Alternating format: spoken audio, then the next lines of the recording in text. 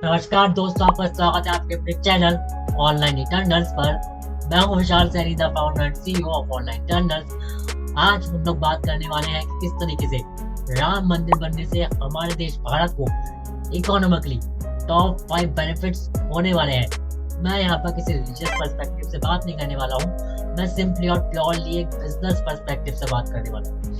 आपको पता होगा जो हमारे देश की सरकार है, खास तौर से अभी वाली, वो जब भी और जहाँ पर भी इन्वेस्ट करती है वो उससे पूरे इकोसिस्टम को इफेक्ट पहुंचे, पूरे इकोसिस्टम को फायदा हो, इस तरीके से इन्वेस्टमेंट करती है जहाँ पर उसको इन्वेस्ट करना हो, भले वो पॉलिटिशियंस हो, वर्कर्स हो, आम आदमी हो या व्यापारी हो। तो खैर हम अपने पहले मुद्दे पर बात कर लेते हैं। हमारा पहला जो पॉइंट होगा, मैं आपको बता दूं, मैं यहाँ पर 5 पॉइंट पे बात करूंगा, केवल 5 पॉइंट हम शेयर करेंगे। तो पहला पॉइंट हम बात कर लेते हैं। तो पहला पॉइंट होगा, पहला बेनिफिट है आपका एम्प्लॉयमेंट फॉर स्मॉल एंटरप्रेन्योर्स। अब देखो एंटरप्रेन्योर क्या होता है, जो बंदा अपनी खुद की मेहनत से कुछ बेच रहा है, इज कॉल्ड एंटरप्रेन्योर। आपने देखा होगा जब भी आप टेम्पल वगैरह जाते हो तो वहाँ पर अलग अलग छोटे छोटे व्यापारी होते हैं, अलग अलग छोटे छोटे एंटरप्रेन्योर्स होते हैं। कोई फूल वाला, फल वाला, राइट, चाय वाला, समोसे वाला, पेड़े वाला, अगरबत्ती वाला, चुनरी वाला, अलग अलग प्रकार की चीजें बेचते हैं, राइट। तो होगा क्या, अब राम मंदिर बनने से वहां पर लोग ज्यादा आएंगे, राइट। अब उससे क्या होगा, ये बेसिकली 3 लेवल में कोई माल बिकता है। पहला जो कच्चा माल होता है, यानी कि मान लो आपको मूर्ति बनानी है, तो मूर्ति बनाने के लिए आपको भाई मिट्टी की जरूरत पड़ेगी। तो मिट्टी को खरीद कर उससे मूर्ति बनाने वाला वो क्या करेगा, मूर्ति बनाएगा, कच्चा माल लेके आएगा, वो किसी दुकानदार को बेचेगा। वो दुकानदार उस बंदे से मूर्ति लेकर अब नेशनल और इंटरनेशनल लेवल पर सेल करेगा। यानी कि 3 लेवल्स के अंदर यहाँ पर लोगों को फायदा होने वाला है। एक तो कच्चा माल बेचने वाले को, राइट। दूसरा जो उससे बिल्ड करेगा प्रोडक्ट उसको, और तीसरा जो कंज्यूमर होगा बेशक उसको। आपको पता होगा कभी कभार क्या होता है, कंजप्शन जो है, मतलब कोई भी प्रोडक्ट कैसे सेल होता है, एक तो होता है कंजप्शन, एक होता है बिल्डिंग।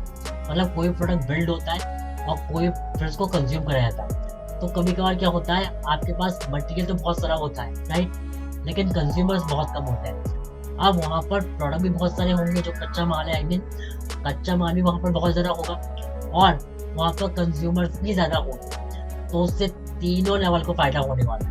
अब वहाँ पर क्या होगा, इससे क्या होगा, जो बंदा कभी 1-2 हज़ार रुपये कमा पाता था दिन का, अब वो एक दिन का 10-20 हज़ार रुपये बड़े आसानी से कमा सकता है।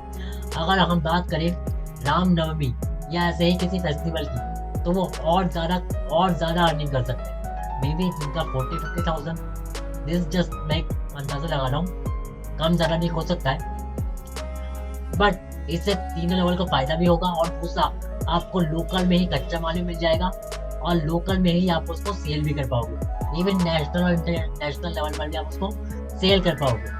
उससे क्या होगा, उससे आपको माल सस्ते में मिल जाएगा। अब कॉमन सेंस की बात है, आपको बाहर से मंगाने की जरूरत नहीं पड़ेगी कच्चा माल, तो आपको जो चीज़ें हैं वो बड़े सस्ते में पड़ जाएगी। तो कंज्यूमर का फायदा है, कच्चा माल बेचने को फायदा है, ठीक है, जो उसको बिल्ड कर रहा है प्रोडक्ट को उसका फायदा है। तो हर एक एंगल से हर एक व्यक्ति का फायदा है। उससे कंजप्शन ज़्यादा होगा और उस प्रोडक्ट की बिल्डिंग ज़्यादा होगी। ओवरऑल सारा घुमा फिरा के बात करें तो इससे हर लेवल के व्यक्ति को फायदा होने वाला है। तो अब बात कर लेते हैं हमारे दूसरे सबसे बड़े बेनिफिट की, जो कि राम मंदिर बनने से होने वाला हमारे देश भारत को, वो है टूरिस्ट अट्रैक्शन, या फिर कहूँ अट्रैक्शन ऑफ फॉरेन विजिटर्स। यानी कि जो फॉरेन के विजिटर्स हैं, अब आप देखोगे जो लोग इंडिया में रहते हैं, ठीक है, उन लोगों से डेफिनेटली राम मंदिर बनने से फायदा होने वाला है, उन लोग, राइट। और लोगों के आने से, जो विजिटर्स हैं इंडिया के, उन लोगों के आने से फायदा तो होगा, मगर ज़्यादा फायदा होगा जो लोग फॉरेन में रहते हैं, फॉरेन विजिटर्स के आने से। अब आप बात कर लो एयरलाइन ट्रांसपोर्ट की, अब बात कर लो लोकल ट्रांसपोर्ट की, ट्रेन, बस, रिक्शा वगैरह, राइट, या फिर आप बात कर लो टूरिस्ट गाइड की, या आप बात कर लो होटल की, रेस्टोरेंट की, रिजॉर्ट्स की। ओके, एक कॉमन सेंस की बात है, अगर कोई बंदा बाहर से आ रहा है तो 1-2 दिन के लिए रुकने के लिए तो आएगा नहीं। अगर कोई इंडिया में घूम रहा है, इंडिया में राम मंदिर जाता है इंडिया से, तो डेफिनेटली हो सकता है वो 1 या 2 दिन रुके। मगर अगर कोई फॉरेन से आएगा तो वो कम से कम 1-1.5 महीने का पैकेज तो बना के आएगा कि भाई मैं तो जा रहा हूँ, मैं 1-2 महीने के लिए वापस नहीं आने वाला, क्योंकि 1-2 दिन के लिए किसी को वैसे ही पासपोर्ट नहीं मिलने वाला, राइट। तो 1-1.5 महीने तक यहाँ पर रहेगा। अब यहाँ पर रहेगा तो भाई यहाँ के लोकल चीज़ें भी यूज़ करेगा, लोकल ट्रांसपोर्ट यूज़ करेगा, राइट। यहाँ पर होटल भी बुक करेगा और उससे इनडायरेक्टली घूम फिर के फायदा किसको होने वाला है? वेल, भारत में ही सब कुछ इन्वेस्ट होने वाला है। तो बाहर से लोग ज़्यादा आएंगे, यहाँ पर रहेंगे और ज़्यादा इनकम और ज़्यादा इन्वेस्टमेंट हो पाएगा हमारे इंडिया को। और आजकल की जो सरकार है वो वैसे भी बिजनेसमैन को बहुत सपोर्ट करती है, जो स्टार्टअप्स हैं उनको बहुत सपोर्ट करती है। आपको पता हो मैं क्या कहना चाहता हूँ, राइट। अब आप में से कुछ लोग बोल सकते हैं कि भाई इसके लिए राम मंदिर की क्या जरूरत है, ताजमहल भी तो है, ताजमहल जैसा कुछ बनाओ, उससे भी तो लोग अट्रैक्ट होंगे। बट आप ये बात से जरूर एग्री करोगे मेरी, ये लोग जब बाहर से आते हैं, ठीक है, फॉरेन से आते हैं, तो लोग हमारे भारत देश के कल्चर को देखने के लिए ज्यादा आते हैं बजाय किसी और मॉन्यूमेंट को देखने के, राइट। तो यहाँ पर हमारा जो कल्चर है, जो हमारे देश का कल्चर है, उसको देखने में उन्हें ज्यादा इंटरेस्ट है बजाय किसी और चीज को देखने में। बेशक बाकी चीजों से फायदा होता है, मैं ये नहीं कहना नहीं होता है, मगर हमारे कल्चर को देखने के लिए ज्यादा आता है, उससे ज्यादा फायदा होता है, राइट। अब मैं आपको एक डेटा बताता हूँ। According to economic division FTA, foreign tourist arrival के अकॉर्डिंग 2023 में जो टूरिस्ट के आने की संख्या है, जनवरी से लेकर सितंबर की मैं बात कर रहा हूँ, वो जो टूरिस्ट आए थे 2023 में जनवरी से सितंबर तक, वो 66.9% ज्यादा बढ़े हैं 2022 के मुकाबले, जो कि लगभग 6.43 मिलियन, यानी कि लगभग 70 लाख से भी ज्यादा बैठता है। और ये डेटा केवल जनवरी से सितंबर तक का है, 70 लाख लोग, दैट इज वेरी ह्यूज। और इतना ही नहीं, बल्कि FEE, फॉरेन एक्सचेंज अर्निंग के अकॉर्डिंग अगर बात करें तो उन लोगों से जो हमारे इंडिया को बेनिफिट हुआ, जो हमारे देश को बेनिफिट हुआ है, वो लगभग आपका हुआ है 70,000 करोड़ रुपए का, 70,000 करोड़। और ये डेटा केवल जनवरी से लेके मैं अप्रैल तक बता रहा हूँ, तो बेनिफिट हुआ है। जनवरी से अप्रैल तक की बात करें तो 71,000 करोड़ रुपए का फायदा। अभी पैसा कहाँ आएगा? बेशक सरकार के पास आएगा, सरकार इसको वापस क्या करेगी? हमारे देश भारत में ही इन्वेस्ट करेगी। उससे क्या होगा? हमारे देश के जो एंटरप्रेन्योर्स हैं उनको घूम फिर के उनको फायदा होगा, राइट। वो और बिजनेस बनाएंगे और जरा उनका फायदा होगा, राइट। तो मुद्दे की बात है।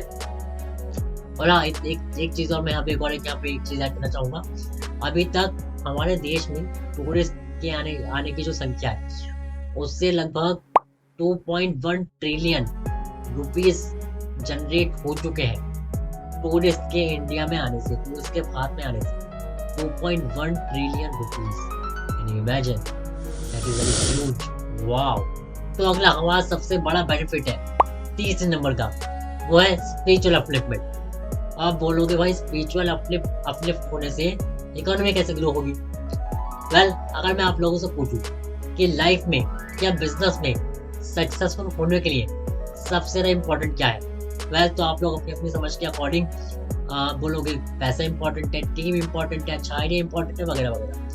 मगर लाइफ में सक्सेसफुल होने के लिए किसी भी फील्ड में सबसे ज्यादा जो इम्पोर्टेंट है वो है आपका focus, the extreme undistractable focus, undistractable mind. Even भगवान कृष्ण भी गीता के अंदर बोलते हैं, देवशाकायात्मिका बुद्धि एक करो नंदना, यानी कि एक जगह पे फोकस करने की ability, the thing which is needed to get success, it is extreme focus. अब फोकस हो कैसे? क्योंकि हमारे देश भारत में एक्चुअली लोग डिप्रेशन, एंजाइटी या किसी न किसी मेंटल हेल्थ से गुजर रहे हैं। इवन WHO की एक रिपोर्ट के अकॉर्डिंग 2022 में 4.5%, यानी कि लगभग 5.6 करोड़ लोग किसी न किसी डिप्रेशन से गुजर रहे थे और 38 मिलियन लोग एंजाइटी के शिकार थे। और इवन 10 में से एक अडल्ट किसी न किसी मेंटल हेल्थ इश्यू से गुजर रहा है। अब भला ऐसे में फोकस कैसे होगा? सक्सेस तो तभी आएगी जब फोकस होगा, right? Depression, anxiety, it is it is very common, आजकल बहुत कॉमन हो चुका है, राइट? लेकिन अब मैं आपसे पूछूं कि भाई इन सब की सबसे बड़ी वजह क्या है? सो वेल, मैं इसका जवाब दूंगा, this is lack of self actualization. यानी कि यानी कि लोगों को खुद के बारे में ही नॉलेज नहीं है कि वो एग्जैक्टली क्या है क्या नहीं है, उनकी स्ट्रेंथ क्या है, उनकी वीकनेस क्या, एक्सेप्ट। अगर मैं आप लोगों को चैलेंज दूं कि आप लोगों को अपने बारे में 10 लाइनें लिखनी है, आपको अपने बारे में पेपर पर अपनी 10 वीकनेस और 10 स्ट्रेंथ लिखनी है, सो मेरी गारंटी आप लोग नहीं लिख पाओगे। क्यों? क्योंकि सोशल मीडिया और इन सब चीज़ों की वजह से हम लोग इतने डिस्ट्रैक्टेड हो गए हैं कि हम लोग खुद के बारे में ही नहीं जानते।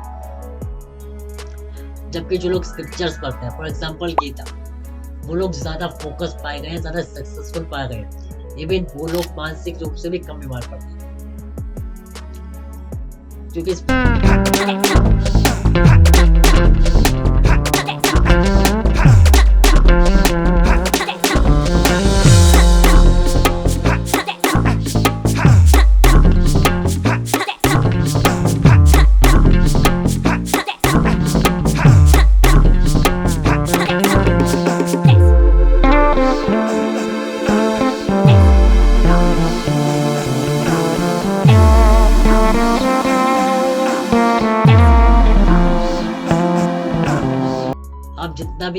आप जितने भी अमीर लोगों को देखोगे, उनके अंदर कुछ ना कुछ ऐसी हैबिट है सुबह उठकर करने की जो कि स्पिरिचुअलिटी से बिलोंग करती है।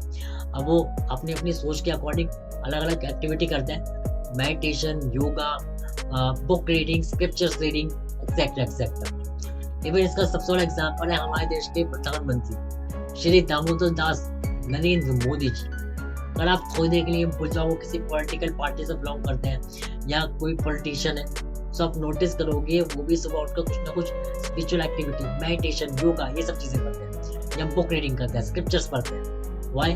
बिकॉज मास्लोस हायरार्की ऑफ नीड ने भी प्रूव करा है कि आपको खुद के बारे में जितनी नॉलेज है, आप जितना स्पिरिचुअली अपलिफ्ट हो, उतना ज्यादा फोकस कर पाते हो। फालतू छोटी मोटी चीजें होती है, छोटी मोटी चीजें होती है, उनसे आप बच पाते हो, उनसे आप हट पाते हो, अपना हटा पाते हो।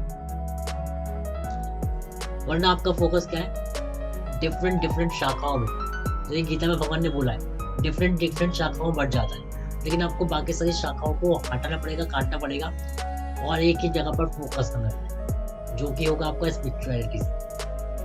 तो आपका चौथा सबसे बड़ा फायदा होने वाला वो है नंबर ऑफ मॉल्स। ऑब्वियसली बात है, जहाँ है जनता वहाँ शॉपिंग मॉल है बनता। यानी कि जहाँ पर ज्यादा ऑडियंस, ज्यादा जनता आती है, वहाँ पर बिजनेस अपॉर्चुनिटीज भी और ज्यादा निकल के आती है, और ज्यादा बिजनेस अपॉर्चुनिटीज आप लोगों को मिलती हैं। Even even divisional commissioner of Ayodhya mister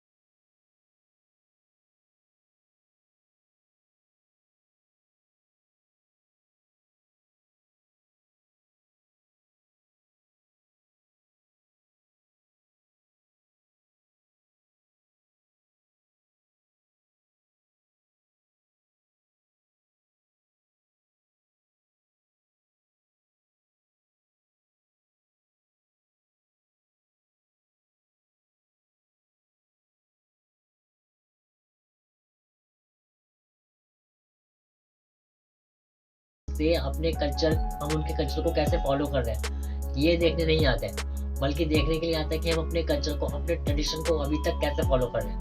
21st century में भी हम अपने कल्चर से कैसे जुड़े हुए हैं, हम कैसे कनेक्टेड है, कितना भाईचारा है यहाँ पर, कैसे हम अभी भी जॉइंट फैमिली में रहते हैं, हम कैसे बड़ों का आदर करते हैं, और इस तरह की चीज़ें वो देखने के लिए आते हैं, सीखने के लिए आते हैं।